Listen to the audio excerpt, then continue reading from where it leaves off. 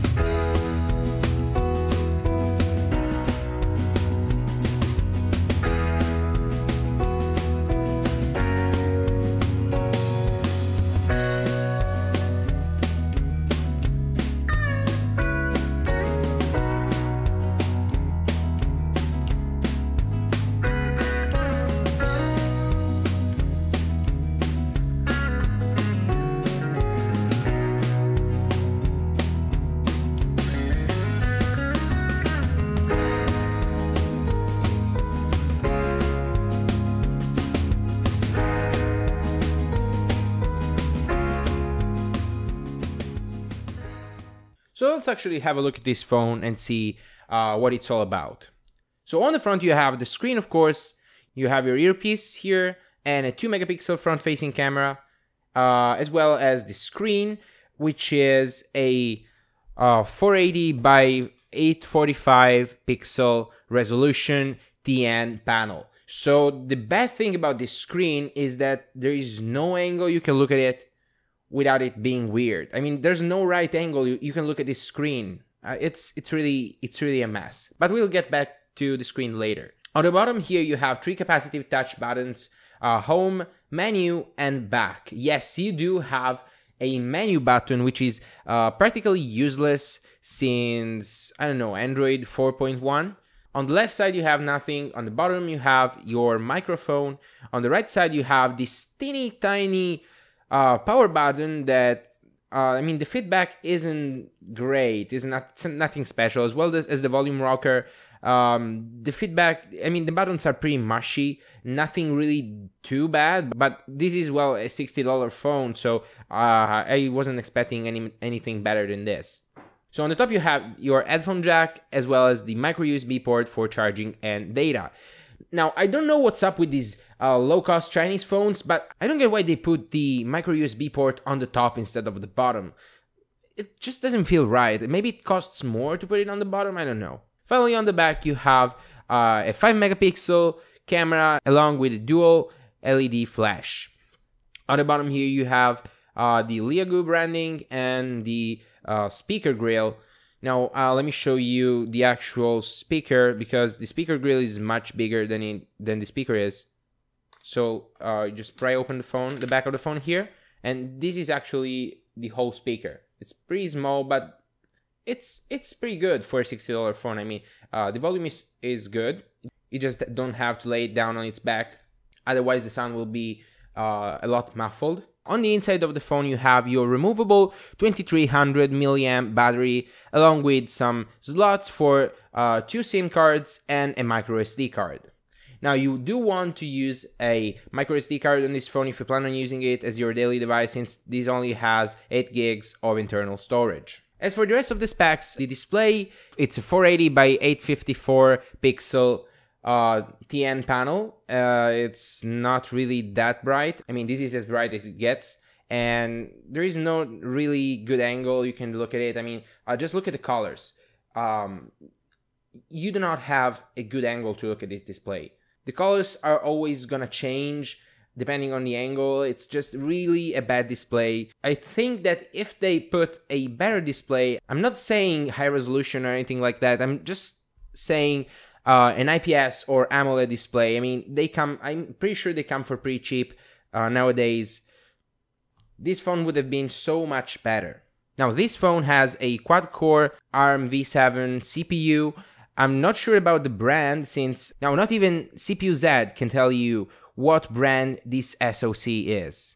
And you do have 1 GB of RAM. So on the bottom here you have your 3 capacitive buttons. Now these buttons are not remappable and there is no way you can access your personal assistant. So either you're using Google Now or Google Assistant or Google Now on tap, there is no way you can activate it in this phone. The normal thing should be using the long press on the home button to bring up Google Now on tap, at least since this is Android 6.0 Marshmallow. But it doesn't work. I mean, the long press on the home button is mapped to the recent screen. And I had to remap the buttons myself since the experience was particularly bad for me since I'm used to using a navbar on the Nexus 6P. Having this weird button layout really isn't for me. I downloaded this buttons remapper app from the Play Store and remapped the menu button to the back button and the back button to the recents button.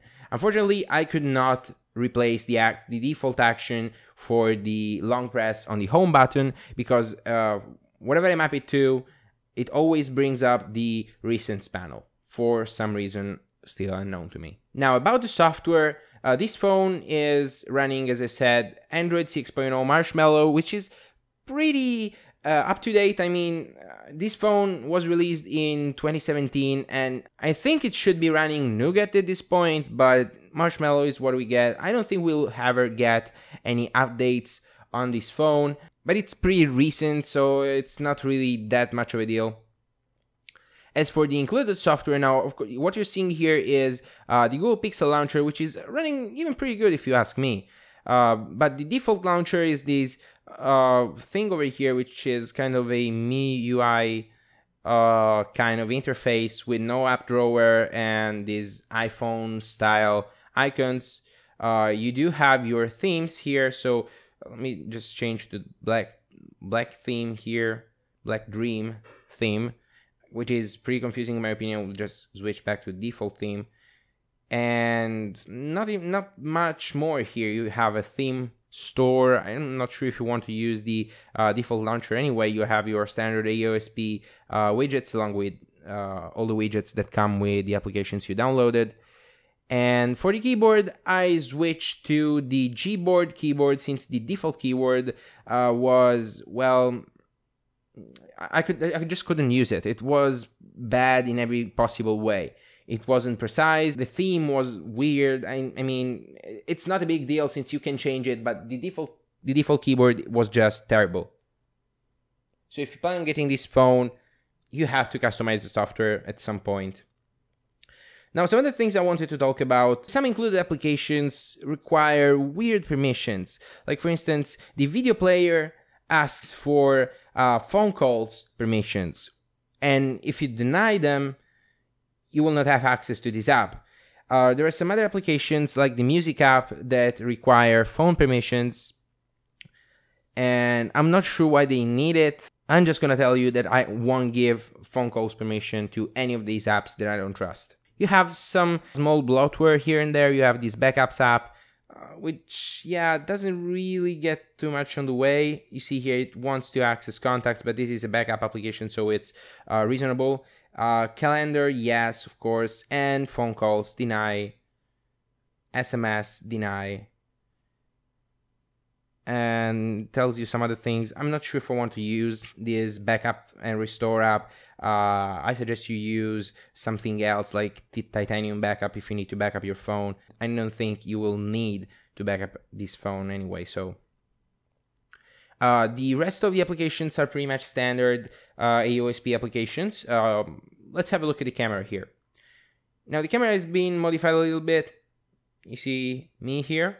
You have this beautify mode thing that doesn't seem to do anything. I'll just leave it off, honestly. And let's try to take some sample shots here. As you see, there is noticeable shutter lag, and the quality isn't even that good. I'm not sure if you can tell from this screen, but I will make sure to post the photos that I just took as an overlay in the video. So let me just take a photo here of my speaker. The camera is just plain bad. I don't think you will buy this phone for the camera anyway. Again, it's just a $60 phone. It's reasonable that they had to cut the cost. Now, something else that I do not understand is, now, of course, this is Android Marshmallow, so you have your system UI tuner. As you see, I have customized the quick settings. But if you get to the system UI tuner, let me just reset it real quick. This is the default layout. Oh, I altered it. So this is the default layout you should expect when using the system UI tuner. There are some toggles here that are not stock, but it wouldn't be too bad if they were actually usable. As you see here, these two bottom toggles are pretty difficult to access since they are here on the bottom. I mean, it's really a tight fit, if you ask me. And also this data tile, they decided that the data tile should be big as the Wi-Fi and Bluetooth one, and there is no way to change it but removing the data tile completely.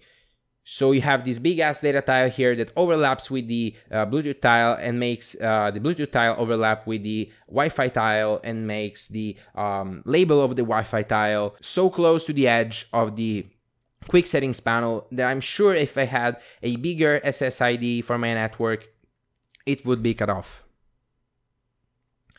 So what I do here is I just remove the tiles that I didn't plan on using, just some misc tiles here I remove, and I also remove the data tile also because I do not have my SIM card in here anyway. So now the quick settings menu is much more usable in my opinion, and most importantly, you do not have that weird data tile overlapping everything. Now, as for the settings, you do have a pretty standard settings app. You have quick settings here with the most common settings you may want to tweak, and general settings where there are all the settings.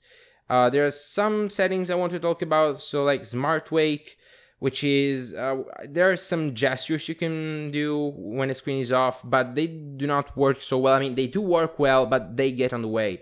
Like for instance, if you just want to slide this phone in your pocket and you accidentally make a gesture like this, and it opens up an application, and you wouldn't even realize, and while your phone is in your pocket, it would do all sorts of things. So I just suggest you to disable this Smart Wake gestures feature completely. There's this mobile anti-theft feature that needs a SIM card that I'm not putting in this phone, so I'm not sure what it does, but I think it's nothing crazy, honestly. One of the different settings you have when compared to standard AOSP is the schedule power on and power off feature that you find in many lower end smartphones. So here's that. For everything else, this is pretty much standard AOSP, which is something I really like. I mean, if you have a low budget on a phone, or even if you have a big budget, I mean, stock Android is always the best option in my opinion. So the performance on this phone is pretty good. I mean, with a quad-core processor and 1 gig of RAM, and this low resolution, you wouldn't expect a bad performance at all. I mean, this phone pretty much flies through everything. The only thing that it struggles to do is loading web pages, maybe because the antenna isn't that good. Let me just go to my website real quick. So techpills.technology. You see, it takes some time to load. My website isn't one of the lightest you can go to, but it's not really that responsive. You see, it takes time to load. I mean, for web browsing, this phone isn't probably the best. It's slow, it's sluggish, but this is just on the browser. Possibly using a different browser can help, but I don't know. Just using Chrome isn't the best experience you can get. Possibly Firefox behaves better, but I think there's some problem with the speed of the Wi-Fi antenna. Now, as for the battery life, this thing has a 2300 milliamp battery, as I already said, and since the screen resolution is so low and the specs aren't really top-notch, you can get to the end of your day pretty easily with no much effort. I mean, the battery life in this thing is surprisingly decent for what it is. I mean, it's still a $60 phone. You have to remember it. So I think that if you're looking for a temporary phone, if your phone just broke and you need a quick backup, you can pick this up on Amazon for $60 and call it a day until you can get a new phone. I think it's a pretty valid option for the price. Possibly there are better options, like possibly you can get a Samsung Galaxy S2 or S3 for about the same price used on eBay, and just install a custom ROM on it and you will have a much more functional phone, in my opinion. But if you're not into modding and you're just looking for a quick backup phone, maybe for your kids or something, I mean, this phone will do. It's pretty decent. The performance is good. Nothing crazy, nothing to brag home about, but it will deliver for $60.